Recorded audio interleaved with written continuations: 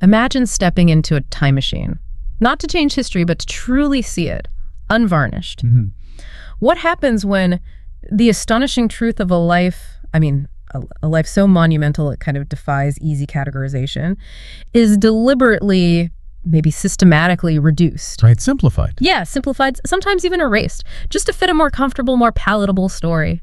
That silence, it isn't just limited to nations, No, absolutely not. It often falls over individuals whose incredible lives are just flattened into a single familiar narrative. Precisely.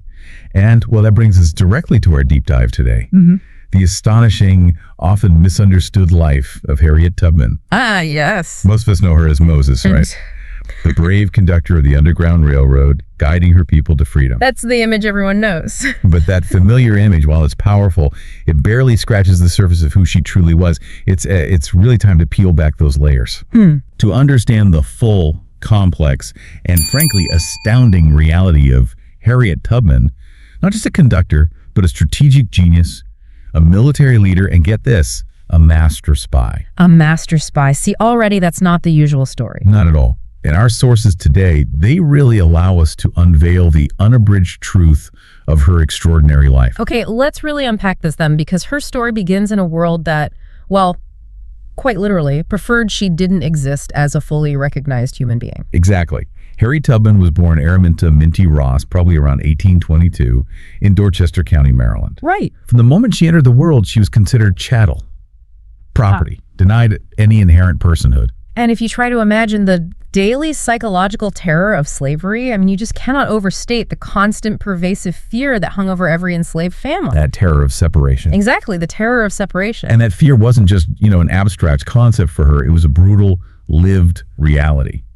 For young Minty, it became this profound, lasting wound that deeply shaped her. How so specifically? Well, 3 of Tubman's own sisters, Maria Ritty, Lena, and Soph, were sold away from their family. 3 of them. 3. Imagine the screams, the desperation, the absolute helplessness, knowing your loved ones were being torn from you, likely never to be seen again. Just unimaginable. That trauma, that gaping hole left by those forced separations, it fueled Minty's later unwavering determination to keep families together, to reclaim those fractured bonds of community. And it started right there at home, didn't it? I read that even within that crucible of oppression, resistance, found a way to take root. Yes, modeled right there by her mother, Harriet Ritt Green. There's this incredible story, it almost feels cinematic, from Tubman's childhood. Tell us. Okay, so a slave trader from Georgia arrived, determined to buy Ritt's youngest son, Moses, to sell him south, down the river. Right, the worst fate. Exactly. But Ritt she didn't just cower. She hid her son for an entire month, moving him from one hiding place to another, defying everyone. An entire month? Yeah. Wow. And when she was finally confronted by both the slave owner, Edward Brodus, and the trader, Ritt stood her ground, her voice just ringing with absolute fire. What did she say? She declared, "You are after my son, but the first man that comes into my house, I'll split his head open." Whoa! She actually said that to the owner and the trader. She did. And this wasn't just an empty threat. It was this primal roar of a mother's defiance, delivered with such unwavering conviction, such palpable rage, that it sent those men packing. So they backed down. They did. The sale was canceled. Now, for young Minty watching this wasn't just some dramatic anecdote.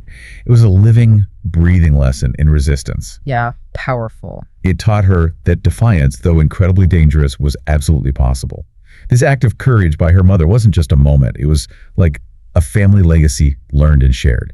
It formed a critical psychological foundation for everything she would later achieve. It showed her there was a path to fighting back. Even when the odds were completely stacked against you. Yes. It's astonishing, though, how slavery itself, in its twisted cruelty, actually became this unintended, brutal training ground for her.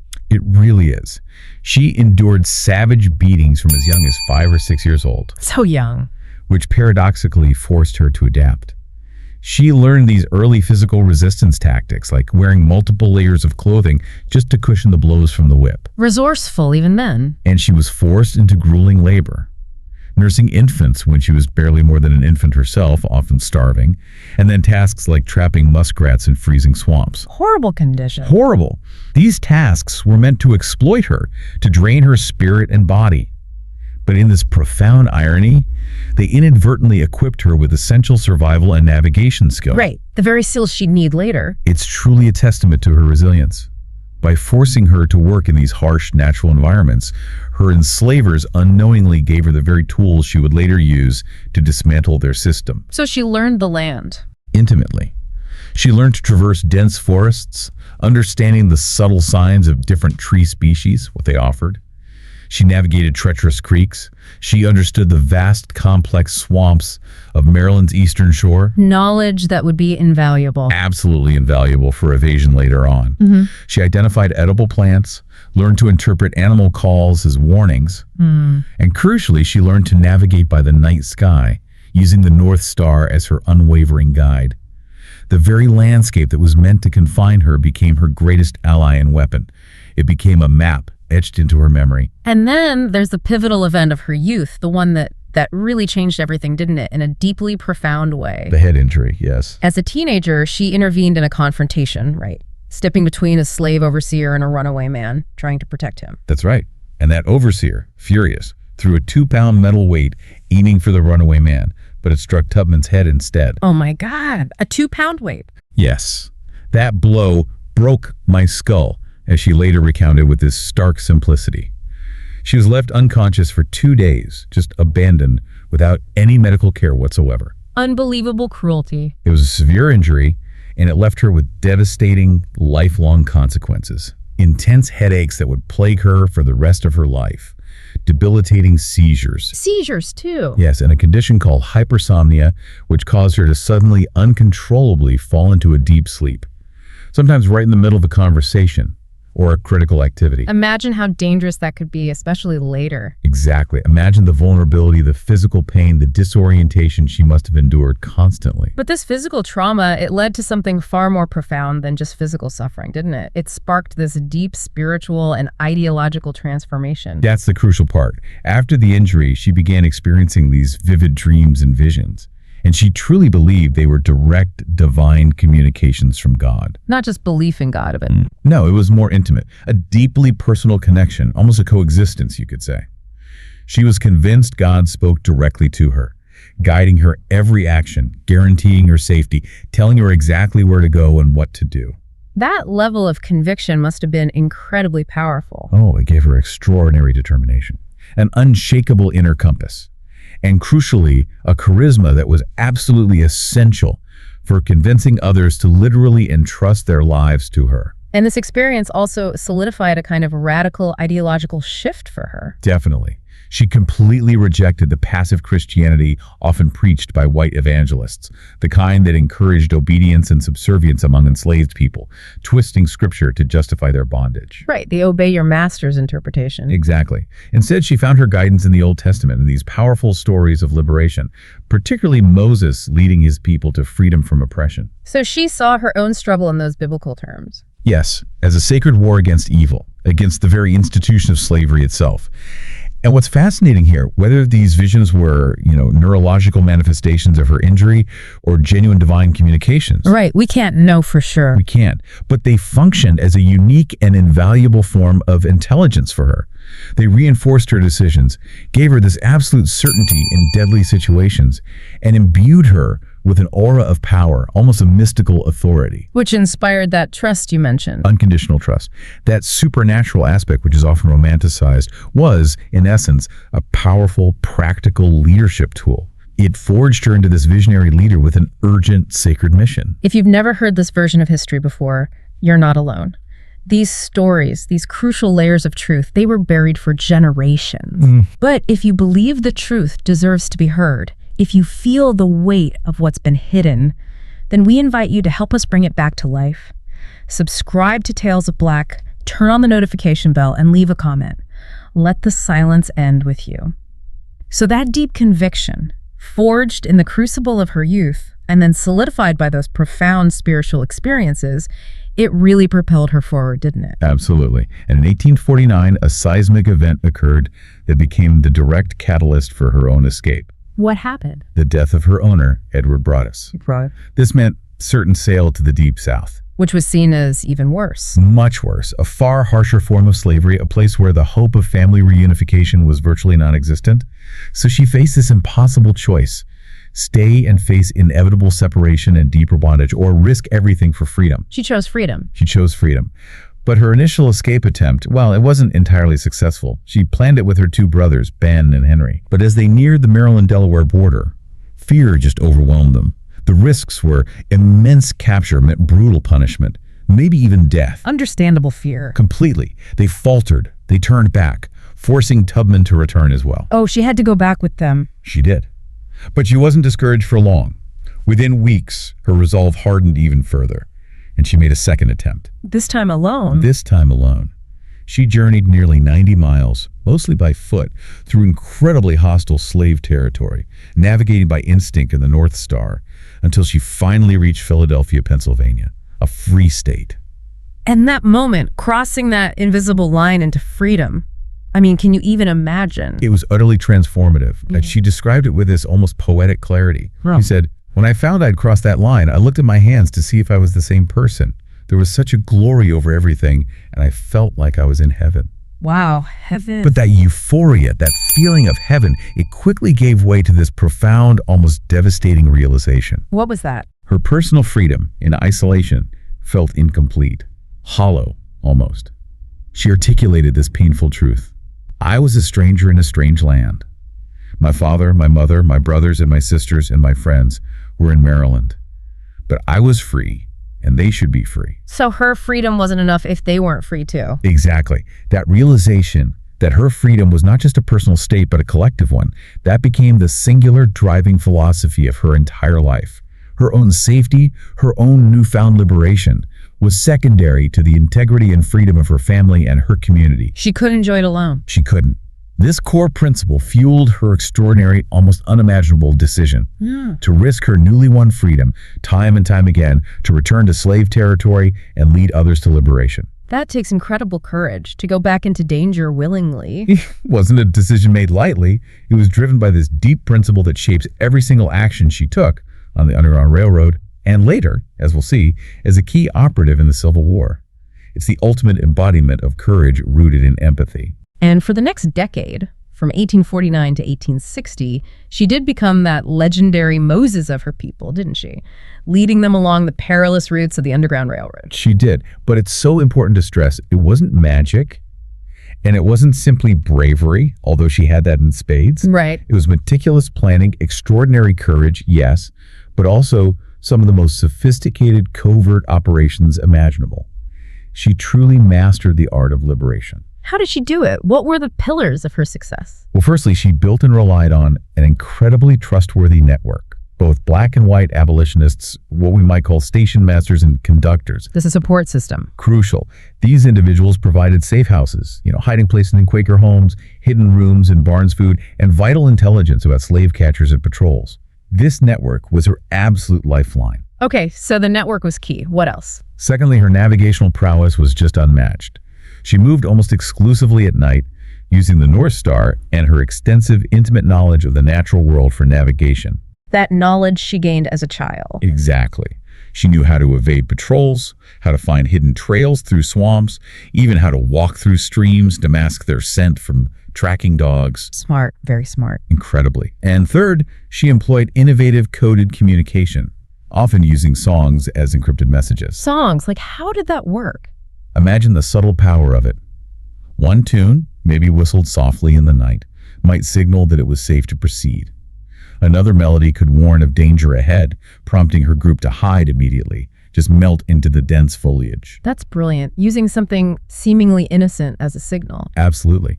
She also became a master of disguise, shifting her appearance, sometimes posing as an elderly woman clutching a chicken, maybe looking a bit frail. Disarming. Exactly. Other times as a field hand humming spirituals. Anything to avoid detection. And there's one audacious act that truly highlights her cunning. Oh, yeah. She once famously guided her group onto a southbound train. Southbound, back towards danger. Yes. Correctly betting that slave catchers would never anticipate a retreat deeper into enemy territory.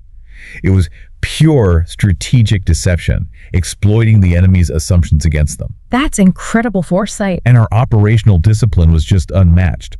For instance, she'd oftentimes escapes for Saturdays Why Saturday? because runaway slave notices couldn't be published in the newspapers until Monday morning. That gave her a critical head start, maybe up to 48 hours, to put distance between her group and their pursuers. Thinking ahead at every step. Every step. And she always carried a small pistol. Now, this wasn't just for defense against slave catchers, though that was certainly part of it. What else was it for? Crucially, it was a tool to maintain discipline within the group. Escaping was terrifying. People panicked. Understandably. If a runaway panicked and wanted to turn back, potentially endangering everyone with their cries, or maybe even betrayal under pressure. She had to prevent that. She had to. Tubman would pull that pistol and issue her famous, unwavering ultimatum, "You'll be free or die." Wow. That's harsh, but necessary. It was a brutal choice, born of extreme necessity. The survival of the entire group depended on silence and forward movement. This uncompromising resolve is a key reason she had such a remarkable record. Which was? She never lost a single passenger on any of her journeys. Not one. Never lost a passenger. That's just astounding. You're still here listening. That means you feel it too, the weight of what Harriet Tubman achieved and maybe the weight of what was subsequently hidden or simplified. If this deep dive is moving you as much as it is us, we really encourage you to join the Tales of Black community. Find us and subscribe wherever you listen to podcasts, and let's keep these vital truths alive together. So when you think about it, her work on the Underground Railroad, it wasn't just brave, was it? It was like a masterclass in core intelligence and operational skills. That's exactly right. She developed a sophisticated human intelligence network, HUMINT, as we'd call it today. She mastered disguise, covert communication. She learned how to move safely through hostile territory. Leading these small, high-pressure teams. Exactly. Maintaining strict operational security, using psychological tools like that ultimatum for mission success. These 10 years didn't just make her a conductor. They transformed her into a uniquely qualified asset, an elite operative ready for an even larger stage. Yet, despite all this complexity and skill, her legacy often gets simplified, doesn't it? Sometimes overshadowed by exaggerations or even outright myths. It does. And it's crucial to separate fact from fiction. Not to diminish her accomplishments, because the truth is arguably more impressive, but to truly appreciate the incredible reality of her work. Okay, so let's debunk some common myths. What's the big one people usually hear? Well, the common myth, perpetuated for years, is that she rescued 300 people in 19 trips. Right, I've definitely heard that number. Yeah, it's widely quoted. But the truth, confirmed by meticulous historical research, is that she directly rescued approximately 70 people, mostly family and friends, in about 13 trips. Okay, 70 and 13 trips. That's still amazing. It's absolutely amazing. And she also provided guidance and logistical support for roughly 70 others to escape on their own, which is a no less valuable contribution, helping them plan and navigate. So the 300 number was an exaggeration. It seems so. Likely an understandable, perhaps even well-intentioned exaggeration by her early biographer, Sarah Bradford, who really wanted to emphasize the epic scale of Tubman's work. Okay, what about the quilt code myth? That's something you hear a lot. I think it's even been taught in some schools. Right, the idea that quilts hanging on fences had hidden messages, that's entirely a myth. A romanticized notion that actually gained traction much, much later. So no quilt codes? No.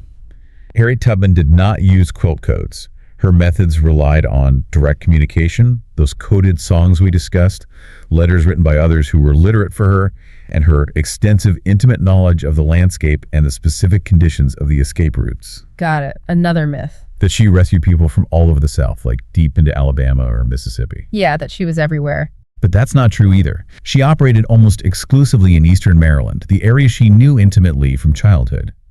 Venturing into unfamiliar terrain and communities would have been far too dangerous for her and for the people she was guiding.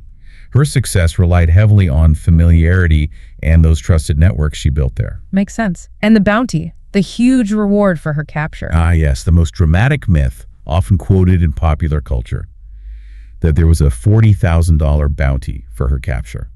That number sounds incredible. Was it real? It's a significant exaggeration, a dramatic overstatement. The actual reward posted specifically for her after her initial escape was a much more modest $100. Only $100? Compared to $40,000. Big difference. And often, local slaveholders didn't even know that Minty Ross was the specific individual masterminding these daring escapes. They were more focused on the financial loss of their property than identifying one elusive, shadowy figure. So stripping away the myths doesn't diminish her. Not at all. If anything, it highlights her real genius. These 10 years on the Underground Railroad didn't just free dozens of souls. They forged Harriet Tubman into a master strategist, a tough, decisive leader, and a seasoned operative. It was her advanced on-the-job course in asymmetric warfare and covert operations. Perfect preparation for what came next. Exactly. It was perfect preparation for the larger battlefield that awaited her during the Civil War. She was learning to be a general long before she ever wore a uniform. Revolution isn't just about bullets and banners, is it? It's also about that unwavering will to be remembered, to ensure that truth triumphs over erasure. Well said. If this moment, this deeper understanding of the real Harriet Tubman resonates with you, show your support. Subscribe to Tales of Black and help ensure others find strength and truth in this incredible, often hidden story. So, the Civil War erupts in 1861. How does Harriet Tubman's role change? Well, her personal war against slavery essentially elevates to an entirely new, even more dangerous, and now official phase. Her skills were just too valuable for the Union to ignore, so they actively recruited her. Yes. In 1862, she was specifically recruited by Massachusetts Governor John Andrew, who was a staunch abolitionist. She was deployed to Port Royal, South Carolina, a strategically vital Union-occupied area in the Low Country. And what was her official role initially?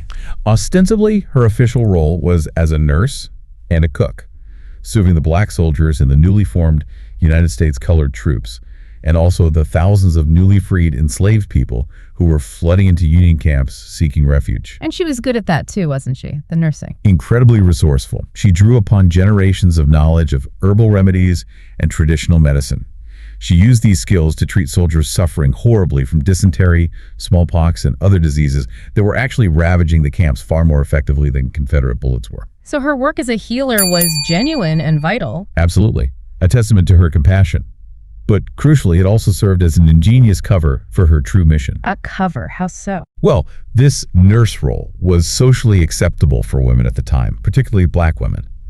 But for Tubman, it was perfect camouflage for her far more dangerous actual work. Which was? Intelligence gathering.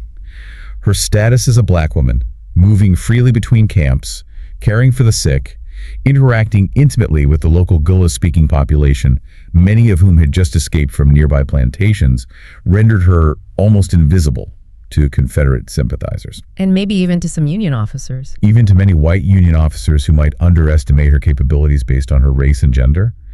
This invisibility was a huge strategic advantage. So she could build trust. Exactly. Build trust and gather critical intelligence that white soldiers simply couldn't access. Information that was flowing through these black networks. She was simultaneously treating physical wounds and gathering vital information, literally mapping out the enemy's movements and defenses. Did the Union command realize her potential beyond nursing? Oh yes. Key officers, like Major General David Hunter and especially Colonel James Montgomery, quickly recognized her unique value. Her intelligence was just too good, too accurate. So she transitioned rapidly from primarily caring for the sick to actively scouting the enemy. And that's where her role truly expanded beyond anyone's initial expectations, right? Absolutely. Harriet Tubman quickly moved beyond being just a lone scout. She became an intelligence organizer and manager, a true spy master. A spy master. The Union Army recognized her like that. They did. Recognizing her extraordinary capabilities, the Union Army actually granted her funds to establish and lead her own network of spies and scouts. Wow. They gave her resources to run her own operation. Yes. This was a critical shift in her role and a remarkable acknowledgement of her talents, especially for a black woman at that time. She wasn't merely a field operative collecting bits of information. She was essentially a commanding officer, building and running a human intelligence network deep in hostile territory. Who did she recruit for this network? She personally recruited, trained, and directed a team of agents. These are mostly local black men, many of them recently escaped slaves themselves, and experienced river pilots. People who knew the area intimately. Exactly. They possessed an extensive, intimate, and frankly unparalleled knowledge of the complex waterways, the hidden channels, the dense terrain of the South Carolina Low Country. They became the Union Army's eyes and ears in enemy territory, operating with stealth and precision, risking their lives on her command. What kind of intelligence did her network gather? Invaluable intelligence. The precise locations of Confederate outposts and camps, their troop movements, their supply routes. Crucial battlefield information. Absolutely. And perhaps most critically for naval operations, the positions of underwater mines, what they called torpedoes back then, that the Confederates had strategically planted in the rivers to block Union vessels. And she managed all this information. Yeah. How, given she was illiterate? That's what's truly astonishing. It speaks volumes about her incredible intellect and memory. Tubman, who couldn't read or write, committed all of this complex, sensitive intelligence to memory. Just stored it all in her head. Maps, locations, numbers. Yes. Think about that for a moment. She became a living repository of military secrets, a walking, talking database of crucial strategic information that could decide the success or failure of entire military campaigns. That distinction is huge between just being a spy and being a master spy, a network leader. It's absolutely essential to understanding the unabridged truth of her service.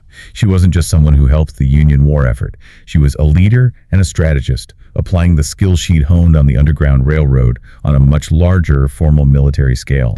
Her strategic genius was just undeniable. Imagine for a moment the sheer audacity, the injustice of being billed for your own freedom or for the freedom of others you help liberate. If that concept shocks you, and it absolutely should, and if you believe more people need to know these hidden truths, these complexities, then subscribe to Tales of Black, share this story with someone you know, and leave your voice below in the comments.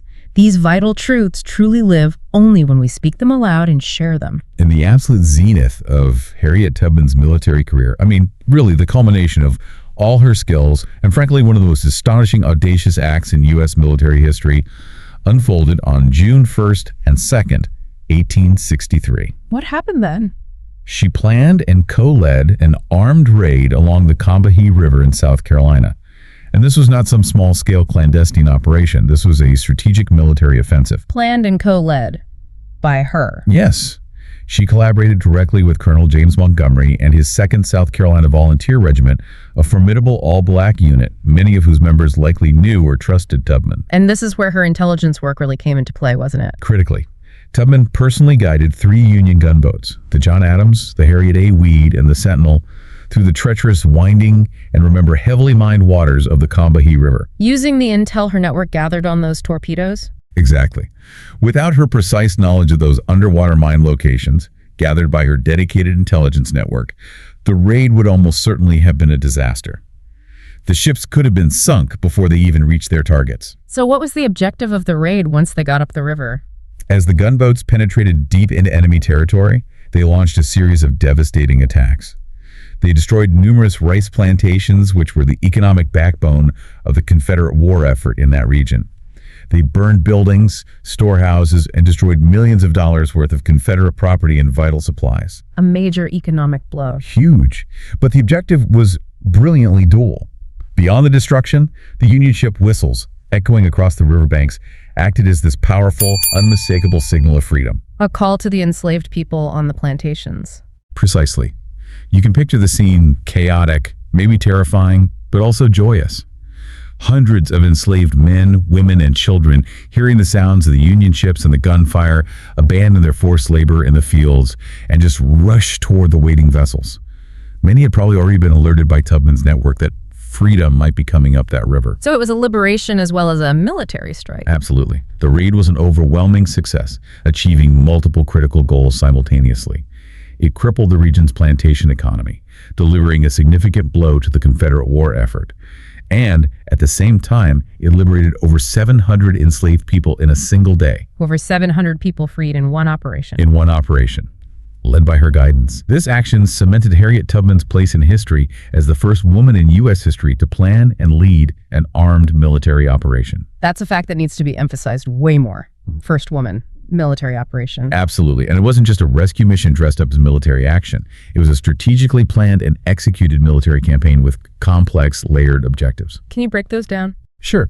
From a purely military standpoint, they neutralized Confederate outposts and, significantly, demonstrated the combat effectiveness and unwavering courage of black troops, boosting morale and challenging racist assumptions. Okay, military objective met. Economically, as we said, they destroyed a vital source of Confederate wealth and supplies, severely disrupting their war machine in that area. Economic objective met. And then, on a humanitarian and recruitment level, it was one of the largest single-day liberations of enslaved people during the entire war. And critically, it immediately provided hundreds of highly motivated new recruits for the Union Army, men ready to fight for their own freedom and the Union cause. Humanitarian and recruitment objectives met. Incredible planning. It really was the ultimate synthesis of all her honed skills. Her covert operations experience from the Underground Railroad, her ability to build and manage a sophisticated intelligence network, and her unwavering, fierce commitment to liberation all applied on a grand military scale. She wasn't just Moses anymore. No. She was, in effect, General Tubman, a brilliant, decisive military commander and strategist. If this story, the story of General Tubman and the Combahee River Raid in its full, unflinching detail, was missing from your school books, and let's be honest, it wasn't by accident. Likely not. This knowledge, this truth, feels like a calling, doesn't it? Subscribe to Tales of Black, hit the notification bell, not just to follow a channel, but to follow a profound call to truth, justice, and memory. So, the war ends, slavery is abolished. Does Harriet Tubman finally rest? Not by a long shot. The end of the Civil War and the abolition of slavery didn't mean the end of Harriet Tubman's fight. It simply shifted focus to a new, equally vital front. What does she do after the war? After the war, she settled in Auburn, New York, and she quickly became a powerful and influential voice in the burgeoning women's suffrage movement. Fighting for the right to vote. Exactly. She didn't just join the movement passively, she became a key figure. She collaborated with prominent white suffrage leaders like Susan B. Anthony and Lucretia Mott. People she knew from before. Yes, whom she had actually connected with through those pre-war abolitionist networks. Tubman was a regular and forceful presence, attending and speaking at suffrage conventions in New York, Boston, Washington, D.C. What was her argument for suffrage? How did she approach it? Well, her argument wasn't based on abstract legal theories or, philosophical treatises. She used her own life story as her most potent weapon, her most undeniable evidence. Her lived experience. Precisely.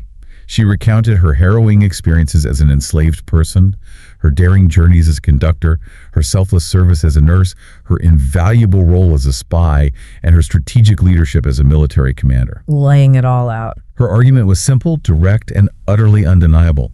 If a woman could endure the unimaginable brutality of slavery, if she could plan and execute complex military missions, if she could face death repeatedly to free others, then she surely deserved equal rights, including the fundamental right to vote. That famous line captures it, doesn't it? It does. Her famous line, delivered with this quiet but fierce conviction, resonates with such power. I've suffered enough to have it. Wow. This wasn't just a plea, it was a declaration, asserting that her contributions and sacrifices on the battlefield and the Underground Railroad had more than earned her full citizenship. But the suffrage movement itself wasn't always unified, especially around race, was it? No, it wasn't. Tubman also had to navigate the complex, often challenging reality of race within the largely white-dominated suffrage movement itself. White activists, even well-intentioned ones, often marginalized or completely ignored the specific challenges faced by black women. Focusing only on gender? Often prioritizing gender equality for white women without adequately addressing the intersection of racism and sexism that black women face daily. Tubman recognized this nuanced landscape. So how did she handle that? She adopted a pragmatic, kind of two-pronged approach. She maintained her essential alliances with white leaders like Anthony, understanding the power of a unified front for women's voting rights. But she also understood the absolute necessity of independent black political organizing. Working on both fronts. Yes. She participated in the founding of the National Association of Colored Women, NACW, in 1896. This was a groundbreaking organization that fought explicitly for both women's suffrage and black civil rights. So her activism was intersectional from the start. Inherently intersectional, long before the term became widely popular.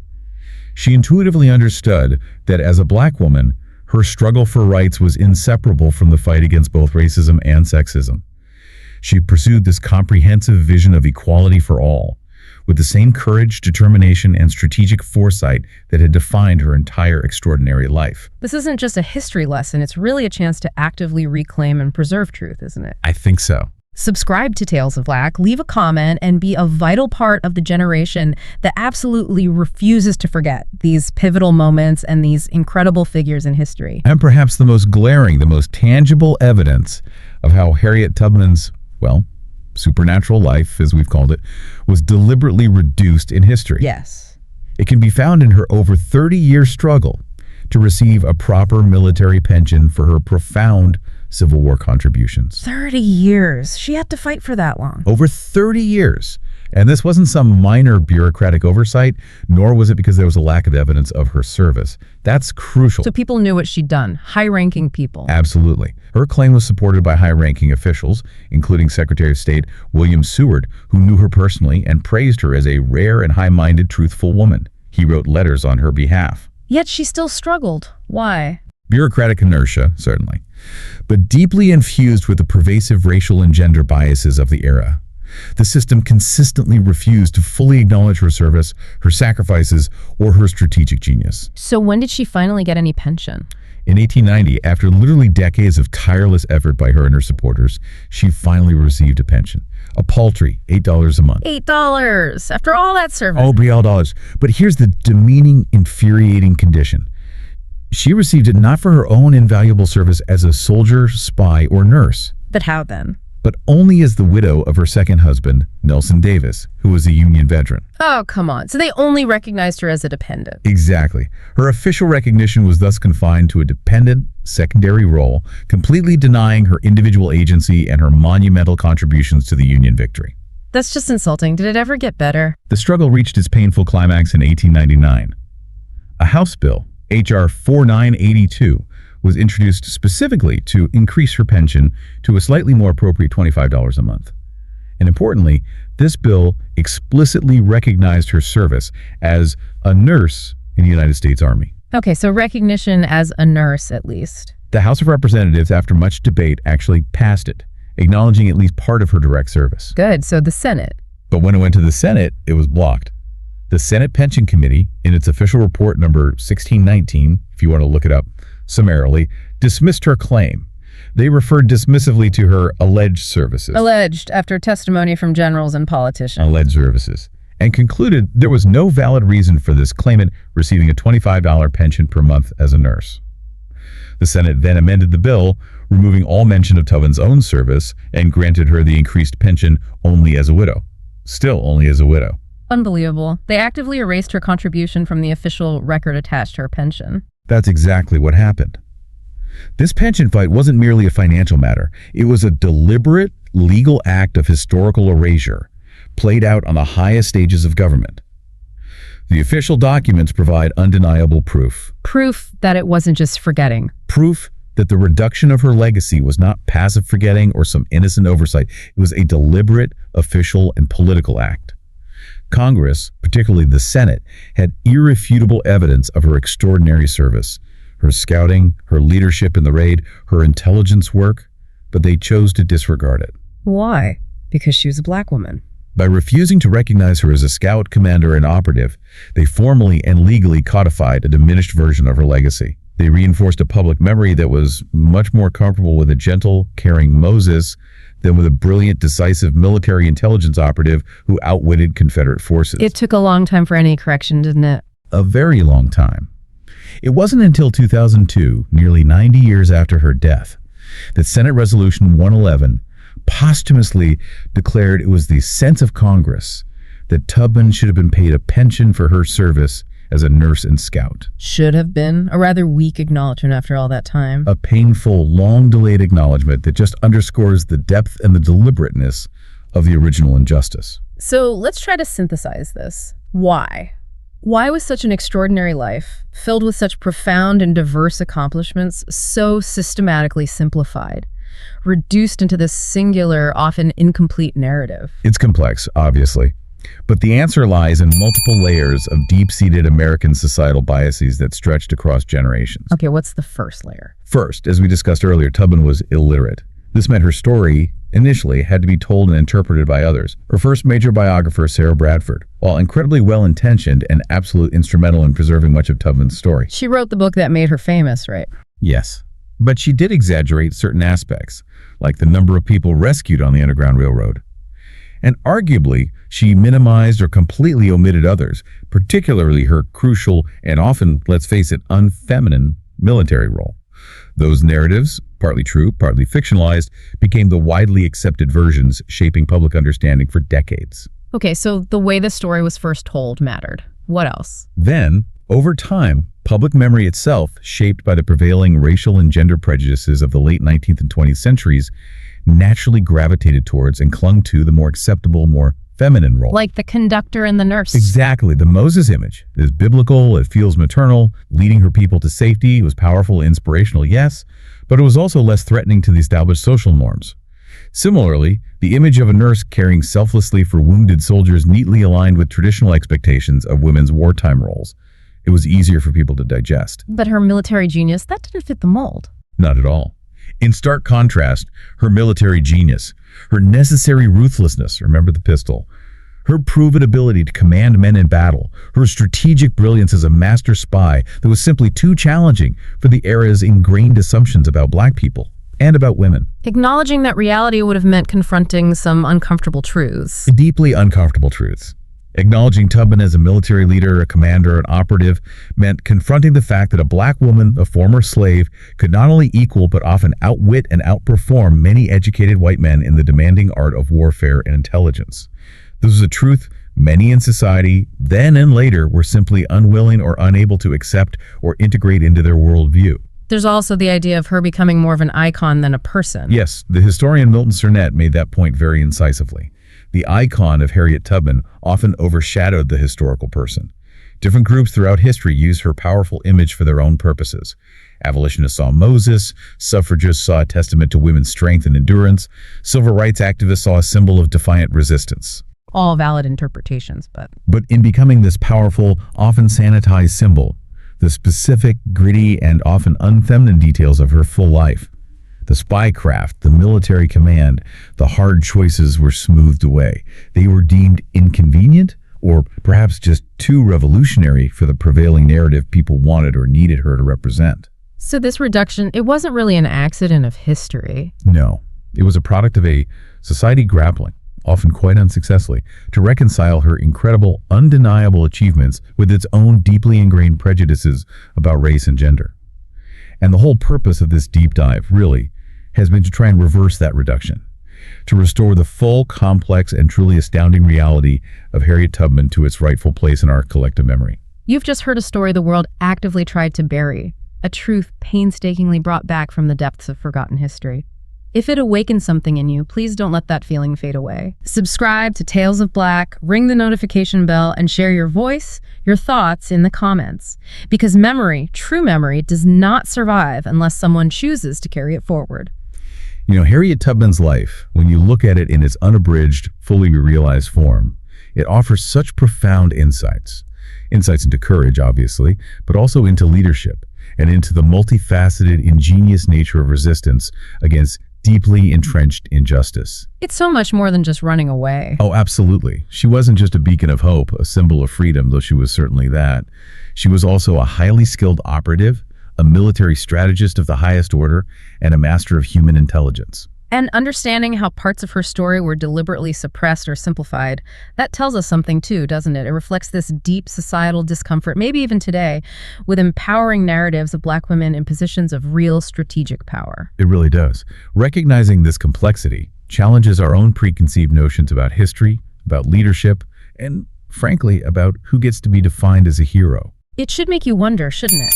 What other historical narratives, what other vital truths might be simplified or reduced in the stories we commonly tell ourselves? It really urges us, I think, to always seek out the full, nuanced truth, even when, maybe especially when, it is uncomfortable or challenges our existing beliefs about how the world works or how history unfolded. Tubman's complete story, her military brilliance, her strategic mind, her unflinching willingness to make those hard, sometimes brutal choices for collective freedom, it compels us to redefine what heroism truly means, doesn't it? It absolutely does.